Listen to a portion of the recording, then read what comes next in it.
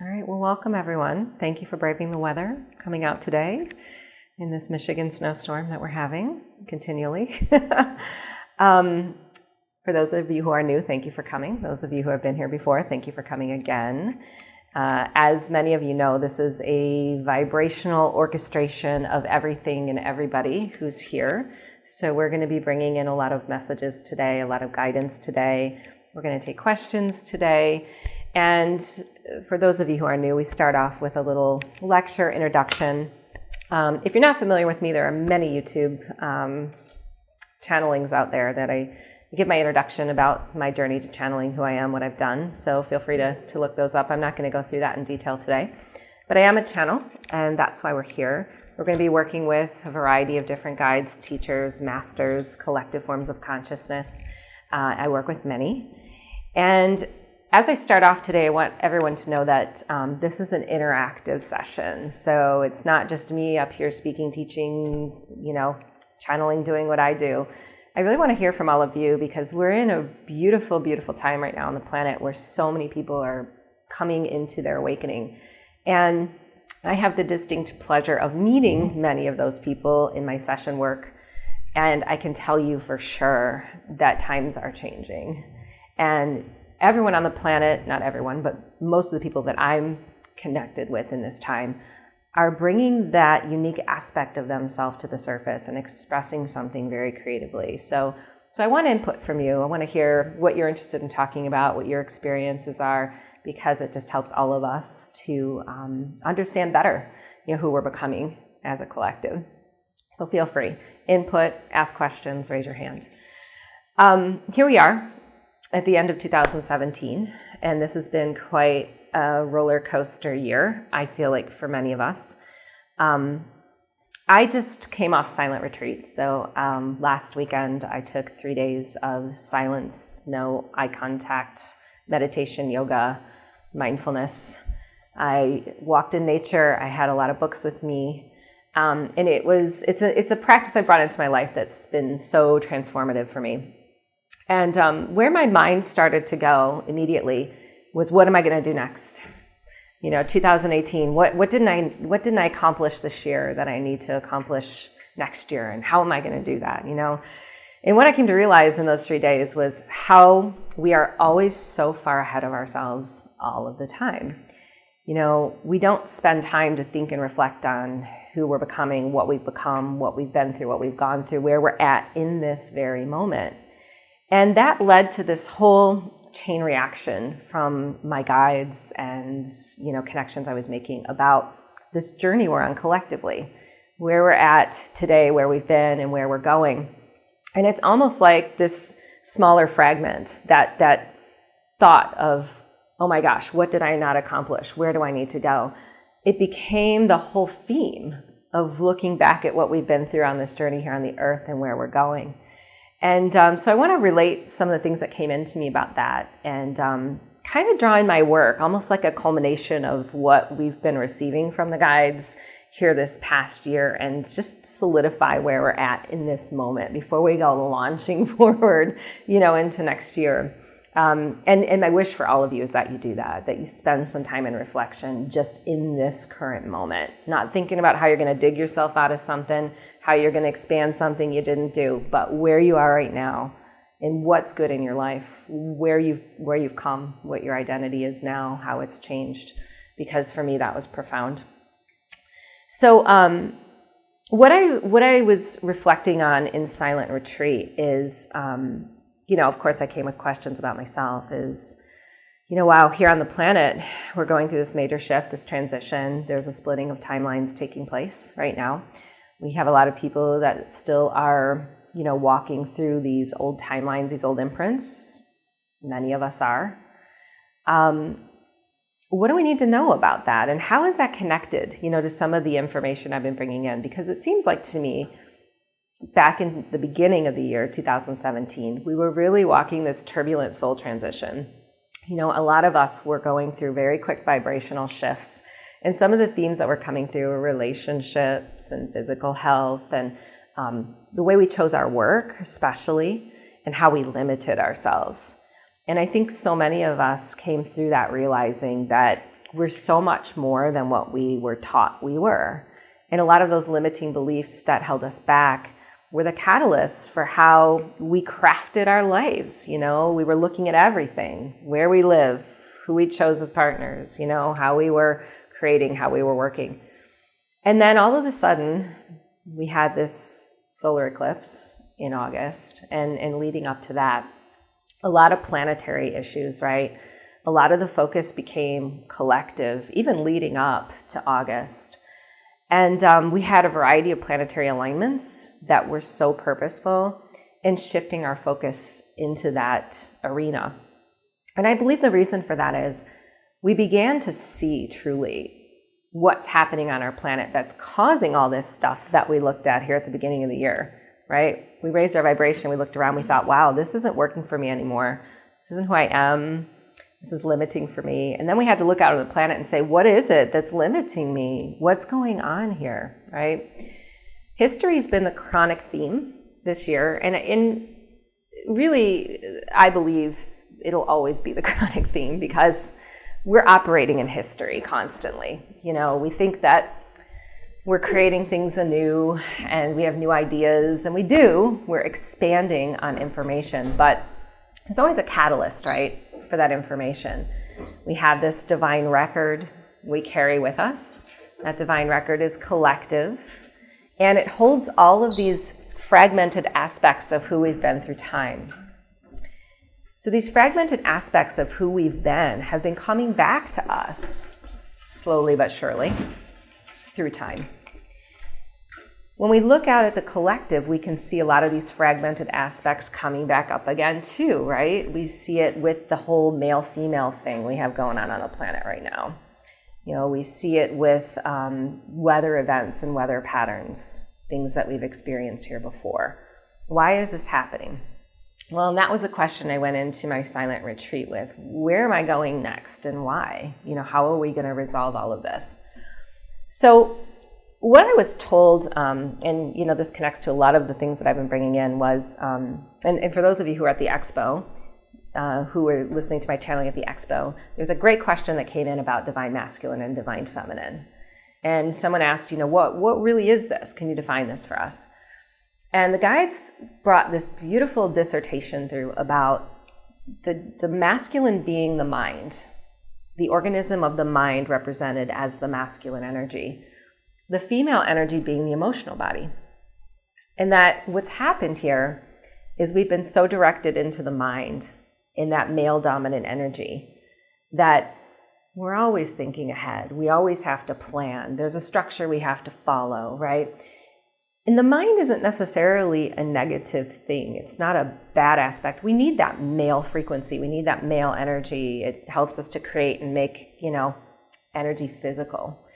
But many of you know the work that I do focuses on a reptilian consciousness that exists here on our planet. Now, remember, this is a consciousness, okay? Do we have reptilian beings that exist here, hybrid reptilian beings? I believe we do. I believe that we all have aspects of that reptilian DNA that we hold within us. Some of us are far more advanced in our reptilian DNA. That's not a bad thing either. I think reptilian beings can be very benevolent and loving. But we found ourselves in a situation vibrationally where we magnetized this consciousness to the earth. So we have this history. And this history involves a reptilian collective that went through a very turbulent time. And as they went through that turbulent time, we magnetized the essence of the aspect that couldn't survive in that timeline. Just like we're going through a timeline split right now, these reptilians went through a timeline split. But because we were focused in the mind through a lot of programming, religion, teachings, things like this, and we were very male-focused in the mind, the reptilians are a very mind-driven organism. They have actually integrated aspects of their structure that allow them to manifest through the mind, which, imagine that. That's a beautiful thing. It's actually an advantageous aspect. Sometimes we talk about the reptilian mind as something really negative. I don't see it that way. I think that we've been twisted into using it in a negative way. but actually it's a very positive aspect of who we are. So the reptilian consciousness, or the reptilians, they create through the mind very easily. They can have a very, beautiful, benevolent thought as a collective entity and manifest that and shape shift and do all of these things. But what's happened here for us is that reptilian mind has become the organism through which we filtered our reality, because we became so influenced by their presence. And there have been many on the planet who have taken on that DNA imprint of them, that are functioning through them, that have created things that have held us in this mental-driven focus. And we see, we look back at even just our upbringing here as a child, religious teachings we were exposed to, the way we were brought up through schooling, education, all of these things. We were taught to use the mind to always think ahead. Okay, you got to get a good grade on this test, because if you don't get a good grade on this test, you're not going to pass the class. And if you don't pass the class, you're not going to go on to the next grade. And if you don't go on to the next grade, you might not get into college. They're going to hold you behind. And if you don't do good in college, you're not going to get a job because you don't have a degree. And I was like, wow, that's exactly what my mind is doing. Here I was in silence, and my mind was so far ahead on this reptilian train of what do I do next, that I couldn't bring myself into the present moment. As a matter of fact, I couldn't even calm myself down because the silence was so stark around me and my mind was taking the lead that I was ready to jump out of my skin. And I just was the observer of this, and I thought, wow, this is really the microcosm of the macrocosm here. This is who we are as a human race. And this is exactly the trajectory that we're on to change, right? So we can talk about this in a lot of complicated terms. We can talk about the chakras, which I'll talk about in a while. We can talk about Mother Earth and crystalline DNA and all of these things. But really, just to break it down, the shift we're going through when we talk about Christ consciousness, divine feminine is the emotional body. It's compassion. It's love. It's actually seeing the mind in a new way.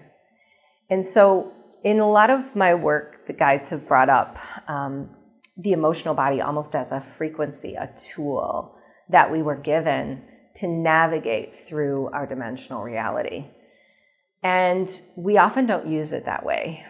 We allow the mind to take us on the journey of whatever emotion must follow where the mind is taking us. But in reality, those emotions are meant to be felt, understood, expressed so that we can use the mind in concert to really create what we're doing here, what we're all about, what our imprint holds, who we're becoming. This whole essence of creation is what we're walking into in 2018. And I feel like everything that's happened here, collectively, singularly, where we find ourselves in this very moment, was preparing ourselves to lead into a lot of change here on the planet. And I just did a channeling on this for my monthly program. I have a monthly Inner Circle program that people subscribe to, and I offer a monthly channeled video. And I just did that channeling last week. And there was a lot that came through about what we're going to see changed in 2018. One of the things that I think is going to be the most stark change for us is moving from physical to non-physical. And when I say that, we're not leaving our bodies. We're not losing our bodies. We're actually learning how to be in our bodies and integrate the non-physical aspects of who we are. And that's really tricky, and it sounds really hard. But there's some subtle examples and things that have been coming into my sessions with clients that I want to share. And I have a lot. Like we were just talking before we started here. I have a lot of clients who are doing just amazing, amazing things, just incredible things. But they're coming to me in session and they're so blocked and so frustrated because they're forcing it through the mind. And so the subtle difference that has been brought into my session work is, where people are saying, how am I going to market this? How am I going to get the following? How am I going to get the people?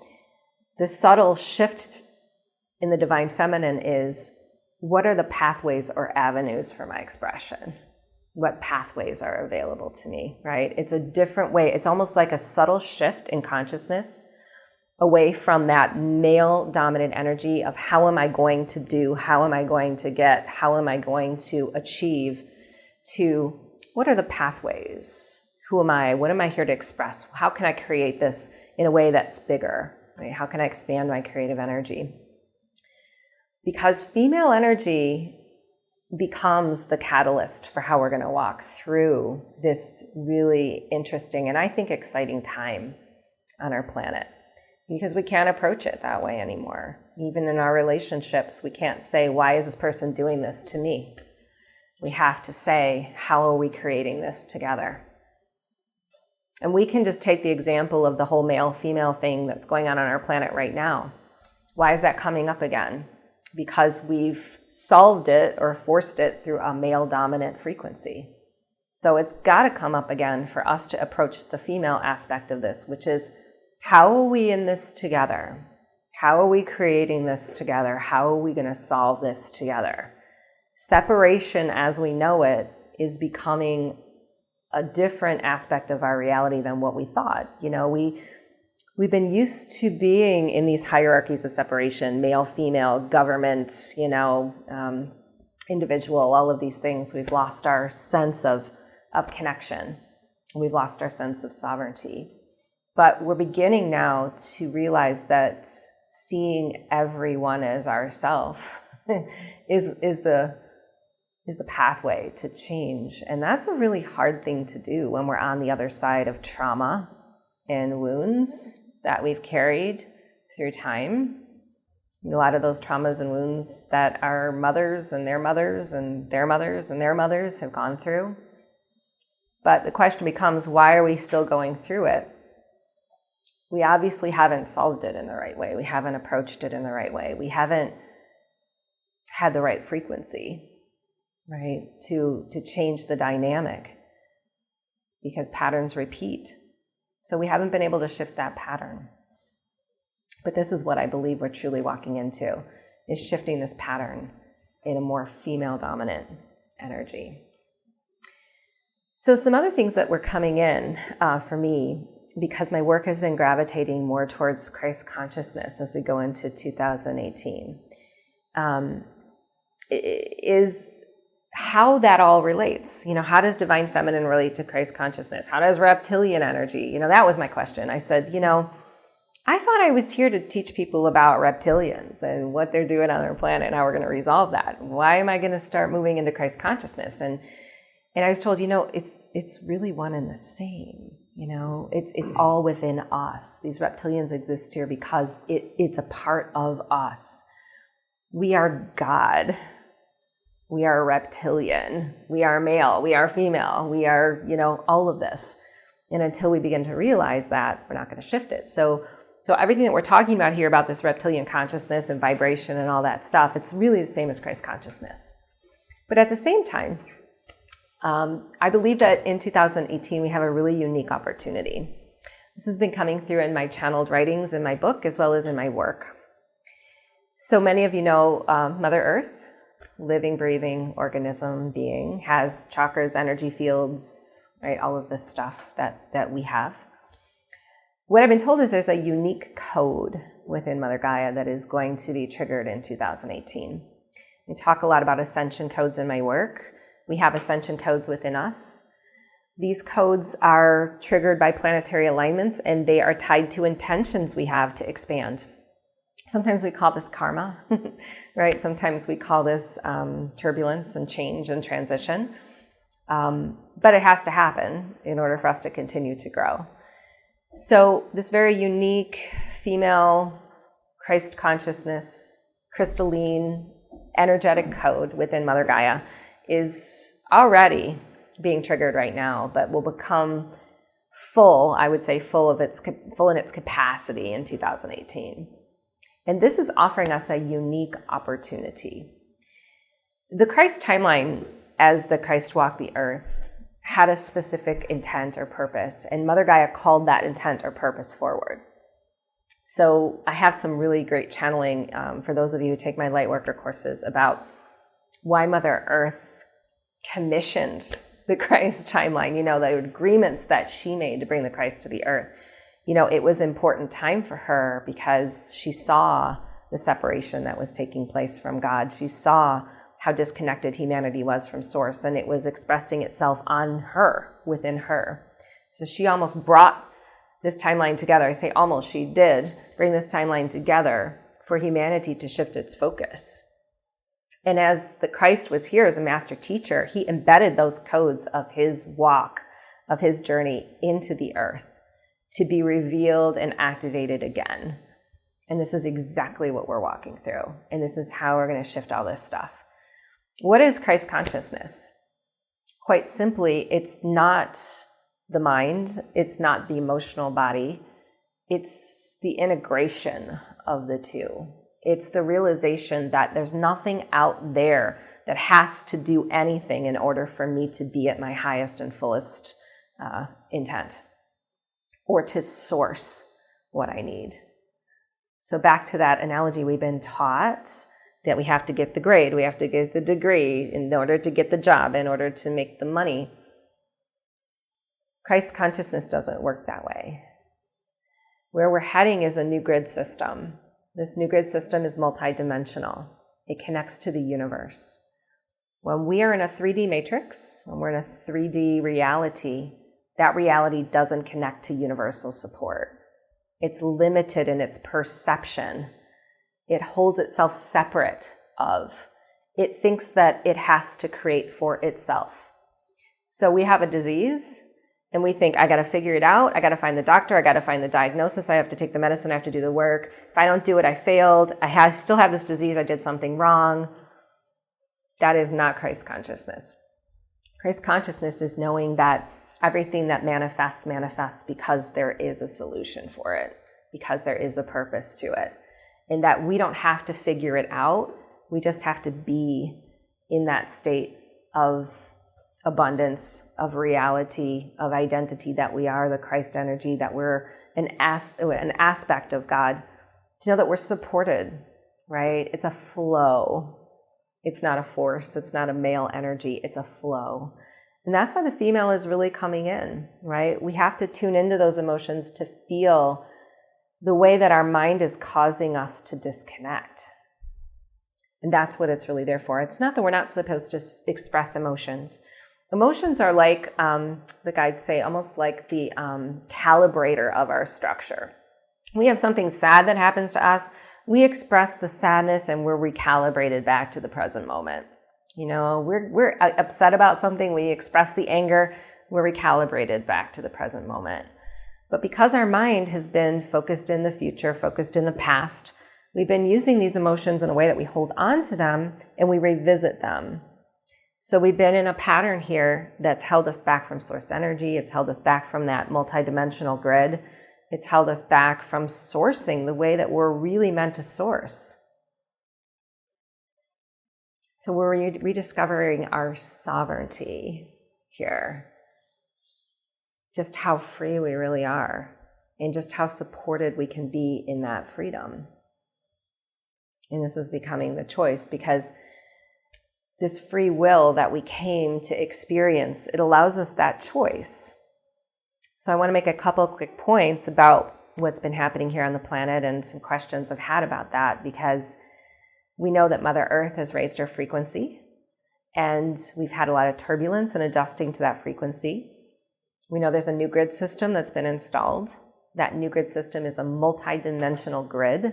It receives support from the universe. It's not limited in its availability to us. We also have experienced here a leveling off of frequency or vibration between all humans. And that's a tough one for people to accept. How can this guy be vibrating the same as that guy? There's no possible way. Remember, this is connected to free will. So we can hold the same vibration as somebody and the same capacity to awaken and receive, but not choose it. This is where the mind and the emotional body are so critical, right? It's that subtle shift that allows us to accept the opportunity that we've been given. It's our ability to see ourselves in the present moment to allow that shift to take place. So the present moment frequency is really what I had to come into in those 3 days of silence in order to not continue to jump out of my skin, in order to find the comfort, and receive what I needed to receive. And, we're so inundated, I say this a lot, with things outside of us, with social media, with live Facebook events and Twitter and all of this other stuff, the news. When you step away from that, even just for an hour, that frequency can change really fast and put you back in the present moment. And that's really where it all happens. So I received a lot of understanding about where we're going, a lot of what we're shifting. And what I want to say about this new grid system, the divine feminine, and this code within Mother Earth is that it's all related. It's all preparing us to move into this new dimensional reality. So the dimensional split of timelines, and the way we've been talking about that this year, we have to consider that, we can have this higher vibration, we can have a high consciousness, we can be very awake and aware, but we can still let the mind filter our experience through the masculine energy. And we can still hold ourselves back from receiving the resources and the abundance that are truly a part of what lies within that divine record. So a lot of energetic shift coming up for us, a lot of choices to make. Speak for a minute about the chakras and the plugins and all of this stuff, because that's been a really prominent thing that's gone on in 2017 that I think will continue in 2018.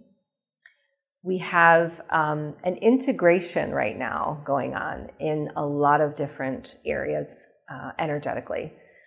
Talked about history. We have a lot of history coming up from the planet, history, Akashic history coming up for us. This is the advantage of that new grid. That new grid system, it allows us to tap into multidimensional history. So a lot of us are re-experiencing things from our Atlantean past, our Pleiadian past, the gifts that we came with. They're showing up in very unique and expressive ways because of this timeline. I call it timeline convergence. We're going through this timeline convergence. And some of us have felt like there's so much information, we don't even know which way to go. We don't know how to choose the path that's best for us. What the guides are saying is just subtly move your energy, subtly move it towards, because it all collapses on top of itself. We're used to seeing things very linear, very narrow. Multidimensional energy doesn't work that way. It considers who we've been through space and time, who we are now, and who we're becoming. So it's not just one thing, it's many. The essence of Mother Earth, that crystalline core that we often talk about, is so available to us because we've gone through this really significant plug-in in 2017. So as we've plugged into this crystalline core of Mother Earth, we've been activating the chakras beneath the root. There are 3 chakras that sit beneath the root that have been activated. They're very significant chakras for us creating in physical. And we don't think about ascension that way. We think, I'm on this ascension path to, bring in all of this intuition and guidance and create. But this plug into Mother Earth, it's really sufficient to help us embody the upper chakra stuff, because we have to have balance there. The stuff that's coming in and the stuff that we're expressing, the offering, the receiving. So those have been a significant aspect of how we've been plugging in. Integration of the chakras, the energy fields of the chakras, and I've seen this in many of my client sessions. We're starting to use those energy centers as one. They're becoming more cohesive, almost like the crystalline core of Mother Earth. We're developing this crystalline core within us again. And that crystalline core is helping us to be more telepathic, to be more empathic, which has been a tough transition for a lot of people. And to also integrate the higher self, which has been a very critical piece of what we're doing.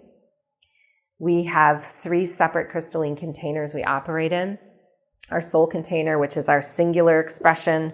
It's our families, our contracts. It's here in singular what we do as a focused linear timeline. We have a higher self container, which is planetary and collective. This is our one connection to all things. That's what we're connecting with right now. That's the integration that we're going through. And then we have an oversoul container, which is multidimensional. And that piece holds our multidimensional history, connects us to the universe. So Mother Earth is more supported than ever before. This grid is stable.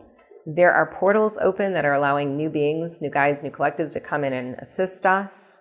So we have more multidimensional support here for ourselves and others than ever before. We're undergoing a huge timeline convergence, which is a positive thing, even though it feels a little overwhelming and confusing at times.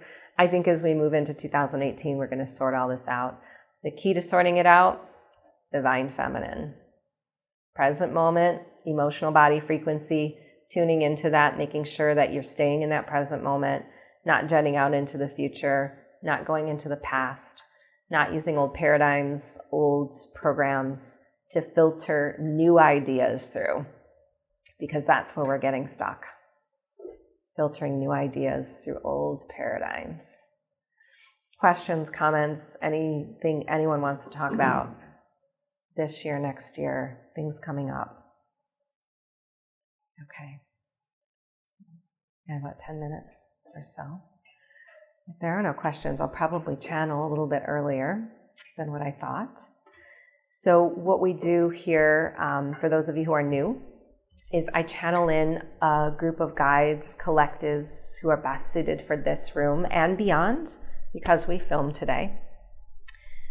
We bring in a general message. So we'll bring in something that's best suited for you to realize that's important as we're going through our Earth transition. And then I take questions. So I have pens, I have paper in the back. Ethan will pass those out. We write those down so I get them on the camera, and so that everyone can hear the questions, because those who watch on YouTube will want to hear what those are. And as these guides come in, we are experiencing a vibration here. It's not just about the words. It's not just about what we're answering in the questions. It's about what we're receiving in the vibration. So if you're not able to hang in there with the lingo or you get a little lost in the words, it's okay, because you're receiving everything that you need to receive in the vibration. All right? Any questions about the process? What I do? Anything? Yes? So sorry, I came in a little late. That's okay. And I think you were doing a quick review. Yes. And I was just wondering, is there anything else I missed? Oh, about the planet. I'm not sure where you came in. That's okay. That's okay. Just know that I think that, a lot of us, I guess the key message I'll bring through about 2017, just to sum it up, is I notice a lot of people lost a lot of faith, right? Because we went through some turbulent times here within in our own reality. We saw it happen in the collective. A lot of collective history density came up, weather events, right? Things like this. Everything that we went through was a preparation for where we're going. And think about this for a minute in your own life. We know we have astrology, we have planetary energies that connect with our codes, and we have transitions we walk through. Our life can change in a minute. Things can fall apart. And usually the reason that happens is because our vibration changed and because we're ready to create something different. But we don't like when that happens. We don't like to revisit old patterns and programs and history and all that stuff. It's not comfortable for us. I really believe that what we've gone through here in 2017 is evoking or calling forth that divine feminine, because it's, again, it's coming from the earth. There's a code embedded in the earth that has been triggered and will fully be triggered in 2018. But we had to have events to set the stage for us to actually embody that divine feminine. Because we can talk about this stuff all day. We can talk about Christ consciousness. We can talk about crystallized DNA and chakras and all this stuff. But it doesn't really mean anything if we don't know how to walk through it in our day-to-day life. And so, divine feminine, the embodiment of compassion, it's the I am in you, the you are in me, the eternal holographic mirror to male and female. It's creating a divine balance. It's making sure that we understand it's not just about what other people are doing to us. It's about what we're creating with other people. And I think that some of those events that came up are evoking us to respond in a really compassionate and loving way differently than what we did before. Because, we can choose that mental response of anger and fear that we've had through time, right? We can be angry and we can be in fear. There's nothing wrong with that. But we have to, I guess, what the guides want to say is, realize our vibrational responsibility to how we're collectively creating the future of humanity. And that's why Divine Feminine is so important. Because when we allow the Divine Feminine, the compassion, the love to be a part of our experience, that is going to overflow into everything that we touch, every relationship that we have, everything that we do. And that's what's required, right? It's not just about what's happening out there. It's about how we're walking through what's happening out there with each other. That's going to cause the shift, right? Make sense? Yeah. Okay. All right. So Ethan will pass out cards and pens for anyone who needs them. And I am going to go ahead and start channeling. I do want to mention that we are here with the Flower of Life Center. We are a volunteer organization, and we offer all of our events free of charge here locally.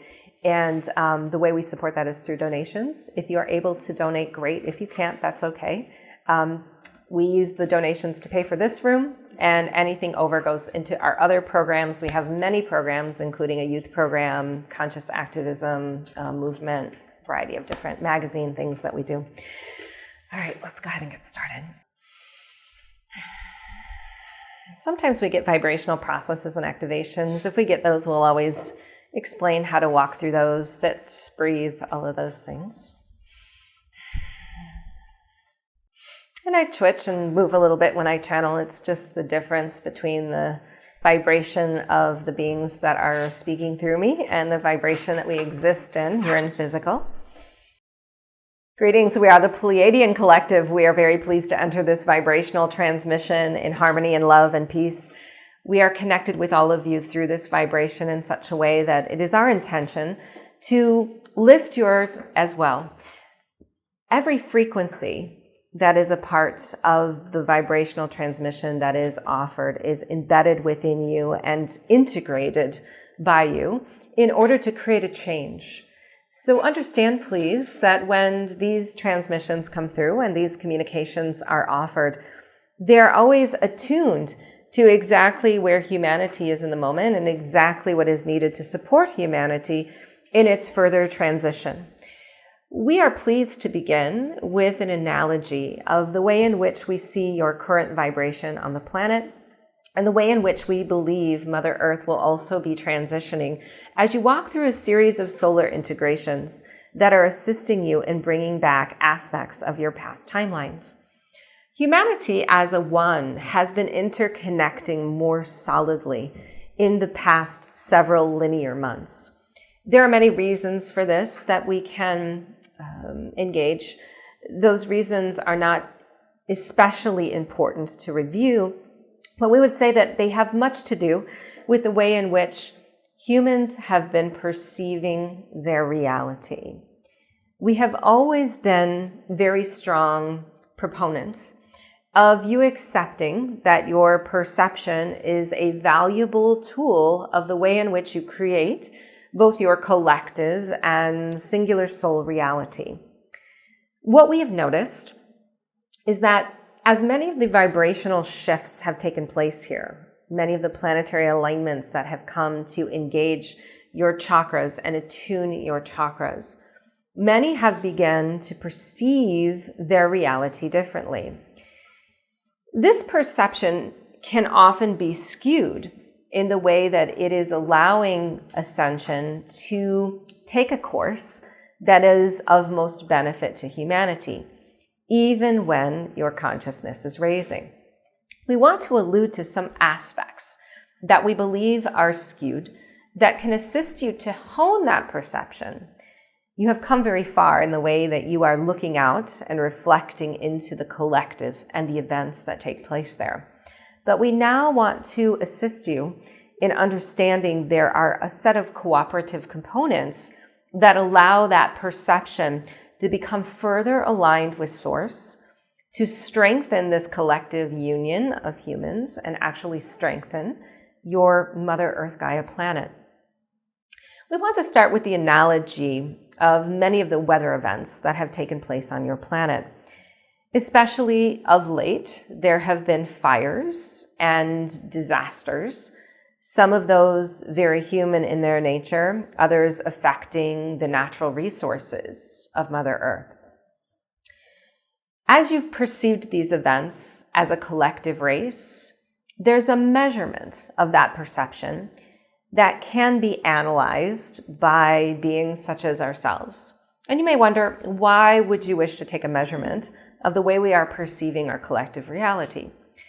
Well, this measurement allows us to project into future timelines, to see how humanity is creating such that it is beneficial to the universal time grid, meaning that other races, other star systems, and planetary structures will receive the benefit or perhaps receive discordant information from what humanity is creating.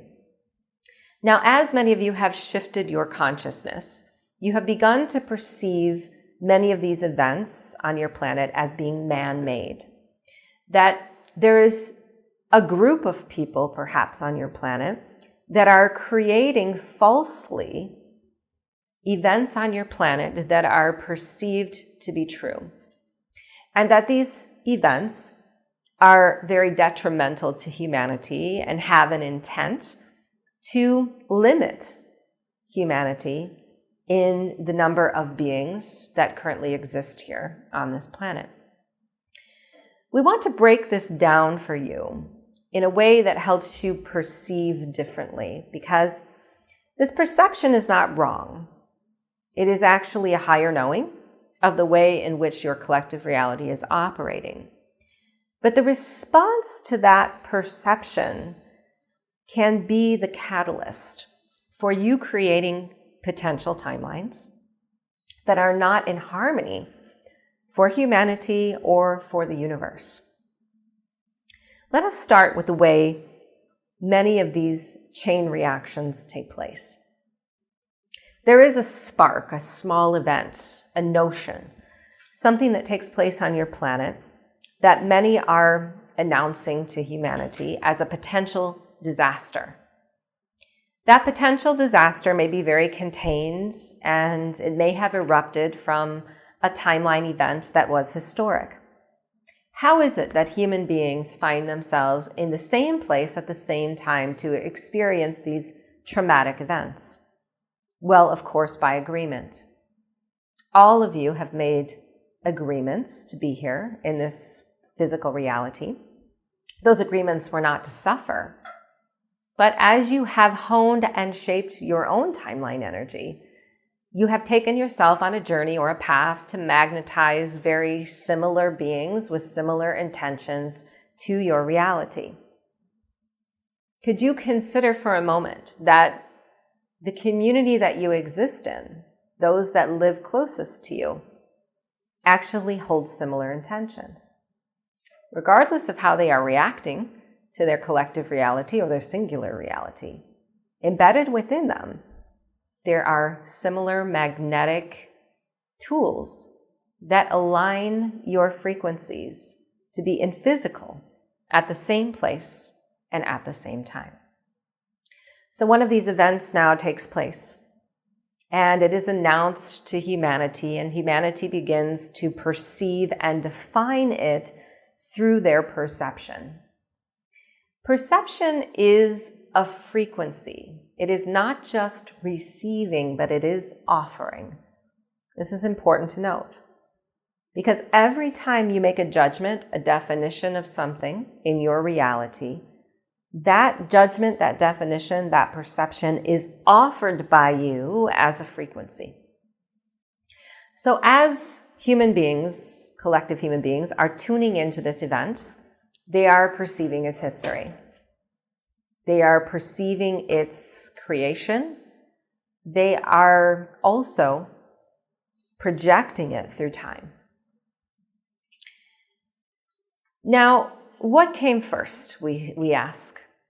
The event or those that may have conspired the event? Because in your perception, the point we have made is that many of you are seeing the fact of your reality that there are man-made events that are taking place. This is also an orchestration. There has been much conversation today in this space about reptilian consciousness, divine masculine and divine feminine. Now, there are many here on this planet that operate within their crystallized DNA. That crystallized DNA is a closer relationship to information from your multidimensional history. All of you are at varying degrees of DNA crystallization. Some have a crystallized DNA that is reptilian in form. Because of the close proximity of the reptilian consciousness to the earth, they are taking on directives of that reptilian consciousness to create manifestations here on this planet that direct your consciousness further into their state of being. Their state of being is a singular structure operating through the mind. Your singular structure has also been trained to operate through the mind, yet you are not singular at all. Now, these beings have also undergone an orchestration. They find themselves carrying out imprints, but those imprints are driven by humanity. So if humanity perceives a specific outcome and they are in fear of that outcome, there must be a complementary aspect of your reality that matches that fear vibration. Meaning that if we're projecting through time an event of fear, we now have a moving train of vibration in which cooperative components must get on board for the journey. And those cooperative components very well may be those beings that are crystallized in their reptilian DNA, providing more of what is needed in order to match frequencies here. Through universal law, frequencies must be matched. You are a vibrational magnet to creation. Everything that is God in your reality is offered to you to find God within yourself. Meaning that whatever you are attracting in this moment into your experience exists such that you find your relationship back to God through creation. Does God exist in these events? God must exist in these events. But God doesn't exist in the fullness of your perception when you are trying to create a pathway to blame or to hold responsible a group of individuals who are only reacting energetically to a frequency. So in order to upgrade the energy of your perception, it is possible to be aware that many of these events are man-made. But it is critical to understand that those that are making the events are vibrational in their structure, and that you are also vibrational in your structure. And that in every calling there is a response. In every creating there is a manifestation in physical. So let's go back now to the collective energy, the planet. Your planetary structure, Mother Gaia, offering to you a new vibration, a new consciousness, a new relationship to mankind and to humanity. She is also a creator. She also has intentions. And she collaborates with a star system, a universal planetary structure that revolves around her for the benefit of her record. She finds herself now in a new location in the solar system, using many of these planetary energies to benefit the perception of mankind. Yet some still holding an aspect of their free will in resistance to this abundant change are further manifesting what you are seeing historically erupt here on this planet. And we want to speak to that for a moment as we go into 2018, your linear year of upcoming events, to tell what we see as many of the aspects of your reality that are aligned already through potentials to change. As she finds herself in this new space, her record is beginning to change and adjust to this new reality, this new cooperative relationship to star systems and planets. This new grid alignment that she has accepted is allowing her to offer to you a new tool for perception. And that is that everything here on this planet is created by you. That there is nothing outside of you that is forcing you to be who you are. There is nothing outside of you that is creating something not to your liking or your will. That you have a hand as fragmented soul beings of a one collective in every experience that you are offering. And we do not say this to shame you.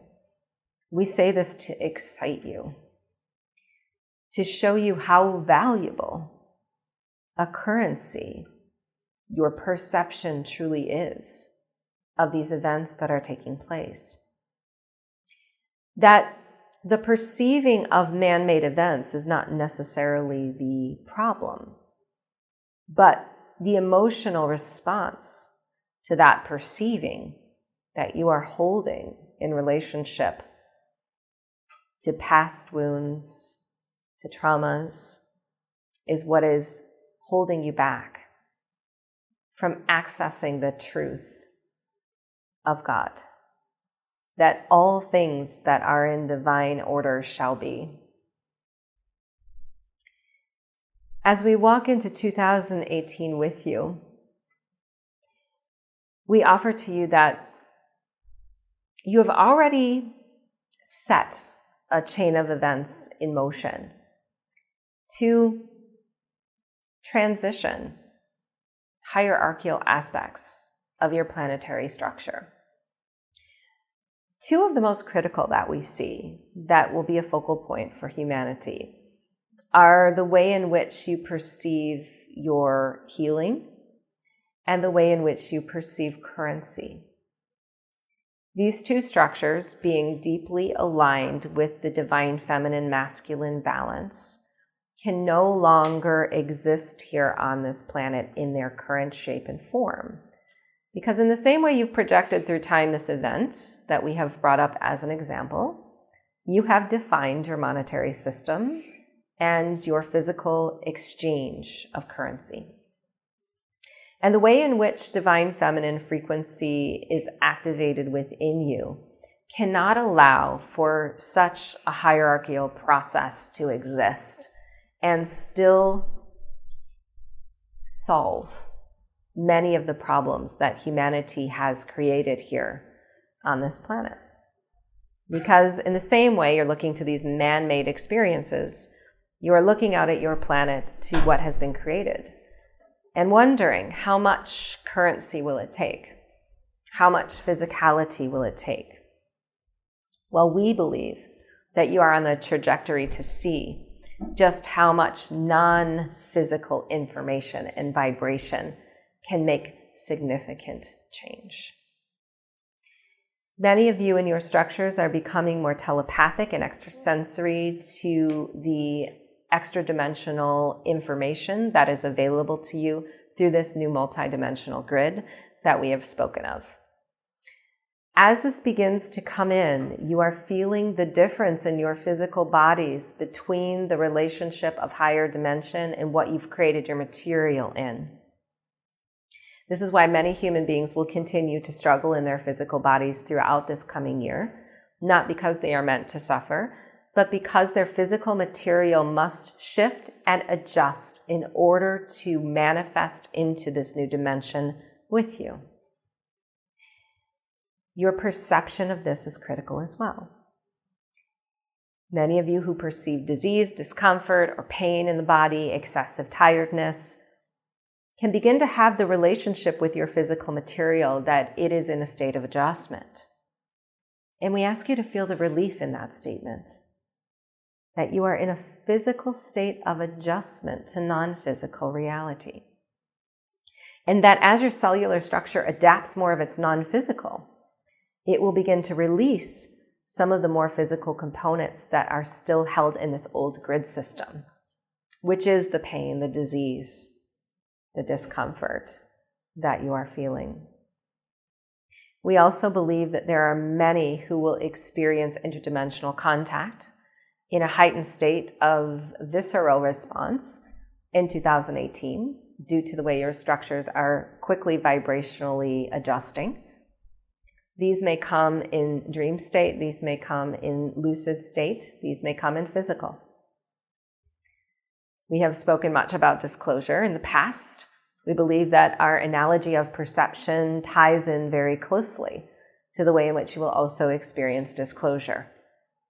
It is the blaming of those who are holding back the energy that you feel you must receive in physical that take you on the separation journey from source that restricts your further ability to perceive. Finally, we want to say that there are many aspects of ancient timelines that are yet to come back to your planet that we see very closely vibrating with your current reality. These are technologies, these are healing techniques and ancient tools that may have been perceived to be lost through time, that are ready to re-enter your physical reality.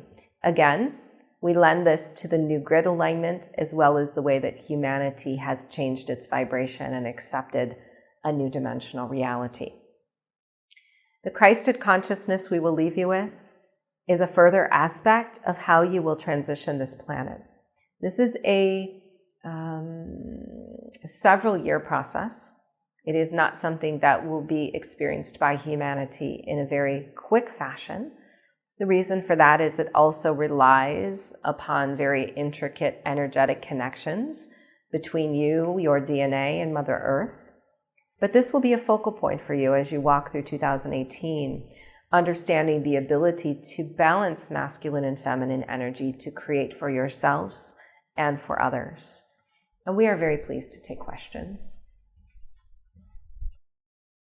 How do we best integrate or transcend the reptilian rote mental way of existing or behaving in transition between grids or timelines? We are the Pleiadians. We are very pleased to answer this question. You see, the mind as a tool is the aspect of this question that we wish to focus on. It is not as if the mind is a negative construct. The mind is a very complementary aspect of what you have been given to function with. When you are transitioning timelines, what we see for humanity as the biggest restriction is that there is a vibrational change that must take place. And that vibrational change will often take you through the space of the unknown. Now, human beings have been led through their reality in relationship to the mind, meaning that they must be able to see it in physical in order to understand that it will be there. There must be a plan, and that plan must be followed in order to be safe. What is happening now with these timeline shifts and the new grid that has happened is that many of you are forging new trails. You are going beyond where humanity has ever gone before. You are using history, multidimensional history at that, to create and expand new aspects of this planetary existence. What that means is it's very difficult for you to be able to conceptually provide the tools, the support that your perception may need to walk the path in peace and in faith that you will find yourself on the other side cared for. When the mind is going through very tremendous vibrational shifts, it cannot be used as the primary source to understand and relate to its experience. You have been given a set of tools that are more tuned to your emotional body, and that is your intuitive essence, your higher self. You see, many of you will be letting go of the material aspects of that third dimensional grid. In order to truly create what you're here to create, abundance must come from a different dimensional reality than what it was coming from before.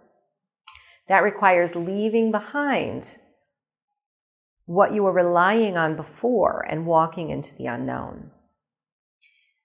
We ask you to tune into the emotional body more frequently and to see where you are having heightened states of fear or anger or disillusion about your path, and to trace those very strong emotional responses back to the mind, to see what the activity of the mind is in relationship to your path.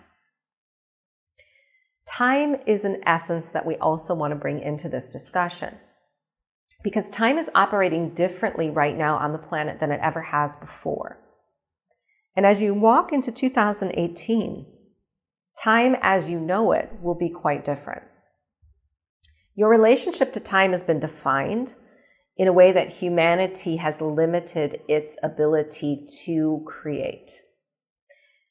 So in other words, when you are going through a transition and you are trying to move between timelines, you will mentally perceive a series of steps that may take a certain amount of time.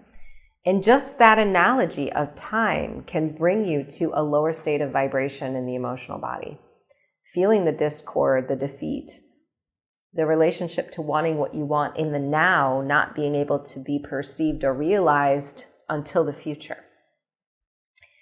The power of the present moment frequency is a valuable tool to align the mind and the emotional body together in a complementary way to continue to transition these timelines. Many who are walking through these transitions have very important soul imprints that they are raising up to create. These soul imprints are not there in lack. They were installed with all of the cooperative components needed to allow them to manifest. But those cooperative components don't exist in the same frequency as what you have done before. So understanding that where you are going has not been seen, understanding that in the unseen there is abundance, and understanding that you are God in motion. The concept of God is something we'll also bring in just very briefly to this answer, because as you are balancing divine masculine and divine feminine, that is the true essence of God. God is creation. Many of you perceive the female and male energies as the source of creation, and they truly are.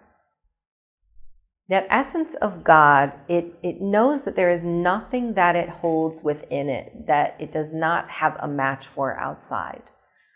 It knows that it is here to expand itself through all things. And if that is the case, its expansion relies on the receiving of the things that it needs to continue its journey. And this is truly who you are. It is who you are becoming.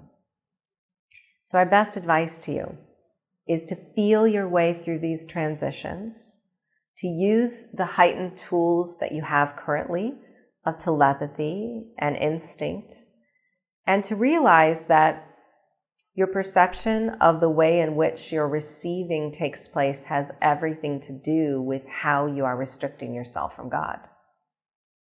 And to make very subtle shifts based on how you're emotionally responding to your thoughts in your thought process. As we ascend, is the knowledge we know today as science, specifically biology and physiology, going to become obsolete? How is conventional medicine going to fit into it all? We are the Pleiadians, so we're very pleased to answer this question. You see, these definitions that you have made of how you are physical have been made in a dimension that required a physical definition. So much of the teachings on your planet, much of the medical institutions on your planet have been formed through those definitions. We don't believe that this information will become extinct so much as we believe that it is transcending and changing and expanding. We will give you the analogy of physicality versus non-physicality. Many on the planet are using new tools of non-physical healing to operate in their physical structure. Some of them are having much success and some of them may not be. The physical structure and going that route, using solely physical, is also something that is failing many who are undergoing these treatments and teachings. Because you are no longer focused in just physical, and you haven't quite achieved a state of non-physical as a full integration. Humanity was never intended to be a race that would be non-physical, although we cannot rule that out based on your free will.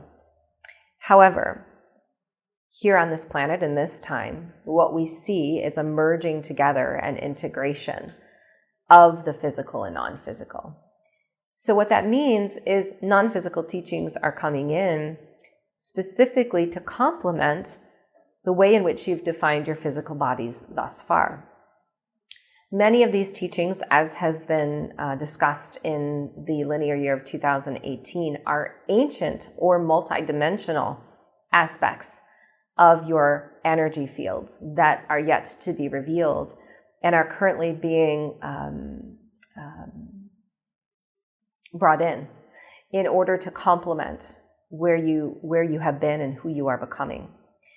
In particular, what we wish to say as a projection through time that we see as most viable for how these aspects of your reality will change is that the chakra fields and the understanding of the energetic meridians in the body are going to be integrated with actual teachings of biology and physiology.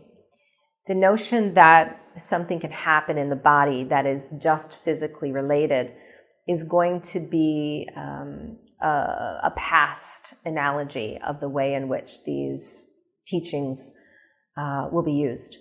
But also, while you are becoming more non-physical than physical in this current moment, your structures will be adapting and changing. And we want to bring your attention to a phenomenon that is happening on your planet that many are coining the Mandela effect.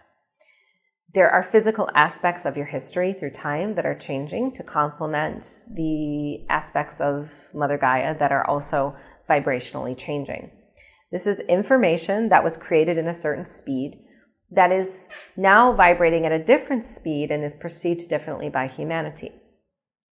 This is what is happening also with your physical bodies. Many of these teachings will morph very similarly as what you have seen other aspects of your physical reality morph through space and time vibrationally to relate more to the way your physical structures are adapting.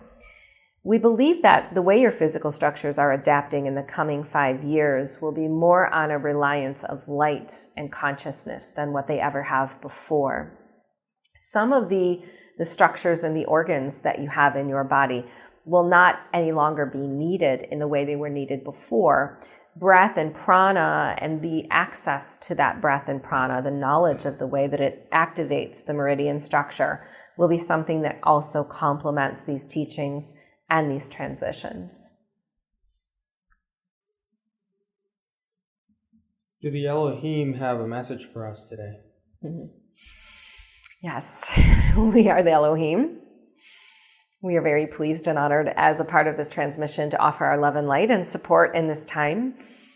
Our focus for humanity is on understanding their connection to all things, their connection to others, their connection to animals, their connection to history, their connection to nature.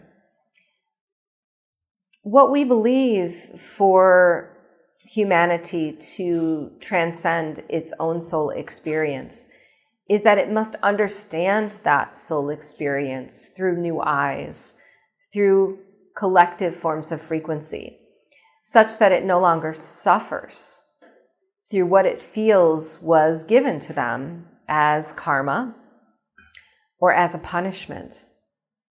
Many here perceive that in human form they have been given a sentence, that they were brought here with dense material in which was given to them as a judgment, and that judgment must be carried out here on this planet through their linear timeline.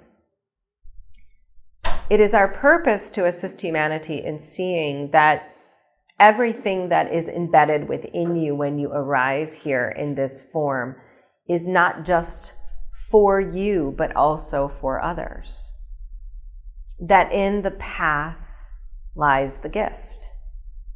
That in each experience, every karmic twist and turn, there is a relationship to yourself that you are expanding for the sake of yourself and others. This time on the planet is a valuable one to begin to acknowledge this part of your journey.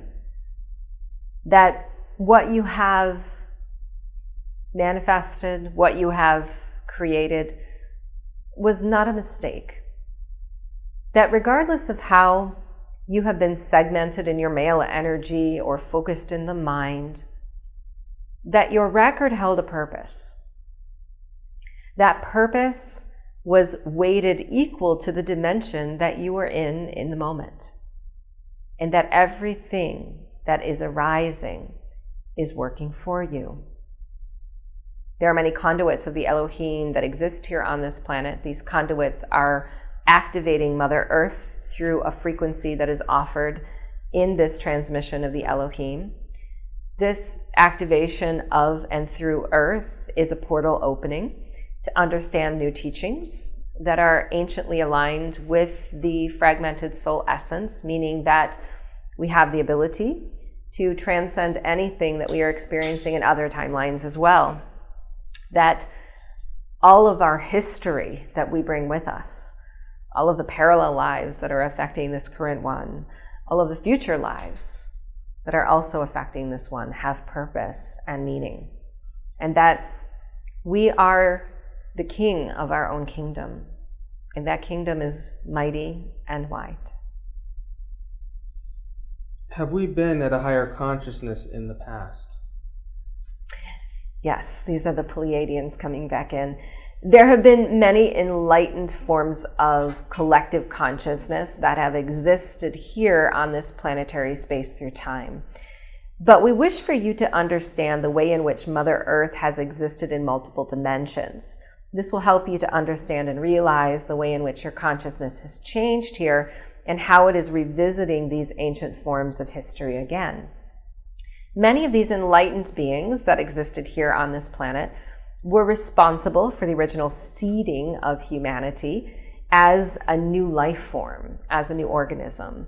They were brought here by Mother Earth as a consciousness to assist in coming up with a dimensionally appropriate race to also work through all of her transitions with her, regardless of the dimensional space that she took on. This is why many of you, or all of you, we should say, are holding a 12-strand DNA. That 12-strand DNA has allowed you to access through space and time different dimensional realities that connect to Earth or that Earth is experiencing. These enlightened forms of beings, of course, have many purposes here on this planet. Some of them came as teachers to humanity because as humanity was seeded and born and its structure evolved, Many enlightened beings who were responsible for the seeding of that consciousness came forth to assist in its evolution, to assist in its transition. There were times in which great technologies were needed here on this planetary space to activate the beings that were here in order to align them with universal energy. Many forget that Mother Earth is a part of a cosmic family. Many other planetary structures and beings that exist as a part of that cosmic family rely on humanity to continue to evolve, to support the balance of the universe. And these beings, these enlightened beings that have existed through space and time, have an assignment here. Their assignment is to leave behind technologies, teachings, to be here in present time, and to relate to humans in a way that they can continue to evolve and expand for the benefit of Mother Gaia. When you speak of consciousness, we perceive that in rates of speed. And there were many beings here that were also human form that were vibrating in a higher speed because Mother Earth was also vibrating in a higher speed. Your planet has gone through many transitions. Those transitions have affected her information, her chakras, her energy centers. Everything that happens upon Mother Gaia becomes the balance of the frequency that allows her to hold dimension. We will take you to the Schumann frequency, for example. The Schumann frequency is a makeup of all beings connected to her vibrating in a one field, a one harmonic resonance. So those times when many of those beings were present in different dimensional realities, she was able to hold those higher dimensional realities in a higher rate of speed because they were here. We believe that many of them and many of you will be returning to that higher dimensional rate of speed and that higher consciousness. Do the soul contracts that no longer serve our highest and best good automatically come to an end, or is there something we need to do to break these agreements? St. Thomas steps in to answer this question, and he's very pleased. Soul contracts are very different in their intention, and the intention is the driving factor as to whether or not they end or they continue through time. Because contracts can be made for many purposes and in many dimensional realities. Some contracts that you hold are collective contracts, for example. These contracts may be made with collectives of beings such as the Pleiadians or a group of angelics, that you were to come to Earth with a specific assignment, intention, or creative essence. And that contract remains for your entire linear timeline, regardless of the way that you perceive it and regardless of how you may perceive you fulfill it. That contract, as you put it, is actually a supportive frequency. It's an exchange of information that becomes unbroken. You also have contracts that you make with singular souls before you arrive here in physical form. There is, again, a very intricate orchestration that takes place in these contracts because you may believe they are with a specific person for a specific reason. But often your soul comes in as a fragmented aspect of an entire energy. As you know, your soul is fragmented into many lives currently. These lives are led as parallel past, future, and in ulterior dimensions. But when that fragmented essence manifests into a physical being, the contracts become solidified with those on Earth in physical form that most match the intention that you have. And oftentimes when these plans are made, these souls come back with that same frequency because they intend to be together again to finish something that they have started. The key to contracts ending or being, we'll say, reintegrated have to do with free will. So oftentimes partners will find themselves in a contract that is relationable. And it may be a partnership relationship that was planned before you arrived and had many purposes embedded in the intention. Now, let's say many of those purposes were filled. There was a life that was led together, and now there is a vibrational shift. And partners are beginning to perceive their relationship differently. That is the first announcement to your structure that a contract has been fulfilled. When you begin to feel as if the partnership is changing in relationship to your original intention or your original contract, there is an energetic release that has already taken place. Now, that release does not mean that these partners need to end their relationship. But what it does mean is that if they do not change something in the partnership, that they will struggle through the karmic aspects of that contract again. Now, there are often karmic aspects of contracts that are embedded within the intention. Human beings see these as difficult or aspects of their timelines that they struggle or suffer through, but they're often chosen in order to expand in some way. They're a difficult energy for you to walk through because in the past, you haven't been able to break through that particular aspect of your structure, of your identity, of your creative energy. Now, at this time, there is a choice because you come with free will. Free will allows you to expand and hold on to this contract if both partners are in agreement, or it allows you to move beyond that contract to manifest another. Now, there is a caveat here that we want to bring in, and that is that human beings are moving through dimensional reality and space and time very quickly. Many of these contracts hold a specific dimensional reality. The reason for that is their intentions are held in that dimension. We'll give you a very crude example of this.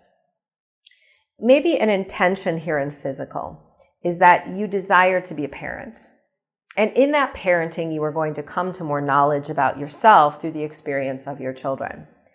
And you manifested the partner that you've had a very specific intentional match with to fulfill that part of your contract.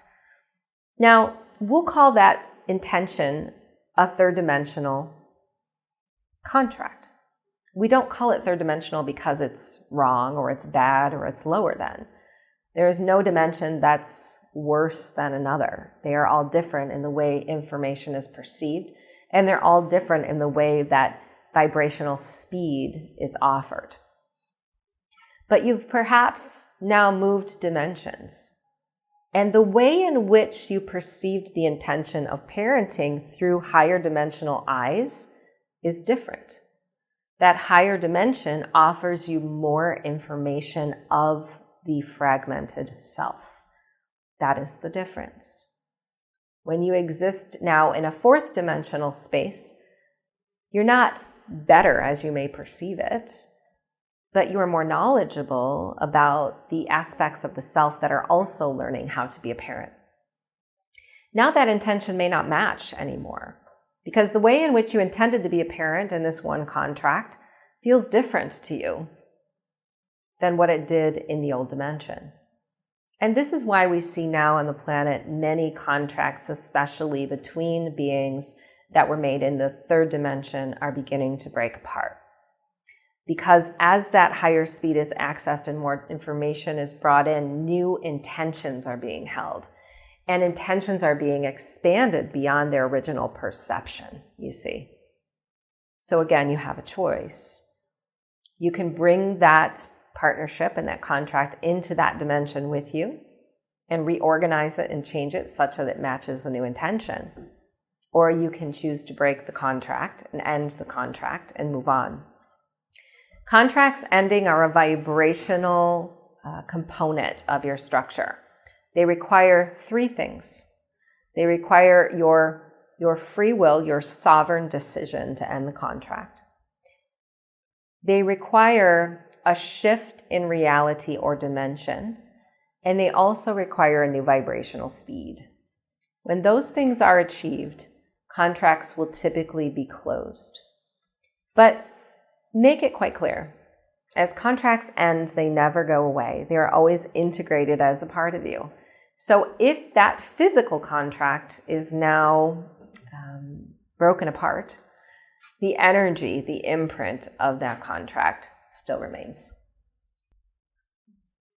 In many ancient civilizations around the world, from Sumeria to South America to Mexico, there are these large statues of gods with beards, with long beards, who are carrying some kind of a handbag type of thing. Could you tell us, what are these handbags? Are they some sort of technology? Are they actually handbags? And is there any relation or connection to the ankhs that are carried by Egyptian gods? We are the Ancient Sumerians. We're pleased to answer this question. We want to start by saying that many of the depictions that you see actually hold the vibration of what was held in these technologies, as you call them. These aspects of ancient timelines were crafted for the benefit of the beings that held them. In other words, each one held a unique component of their structure aligned with the frequency of source. Many of us understood that the elements of various planetary structures held components that would allow us to hold our frequency in divine relationship to source. Many of you relate to crystalline structures on your planet and using these crystals to activate your structure or to heal, for example. We have also, through time, evolved ourselves to understand that there are very important multidimensional elements that can be used to hold relationships to source energy. Now, many of the beings that came here to this planetary structure knew that the dimensional reality that was held here was different than their own.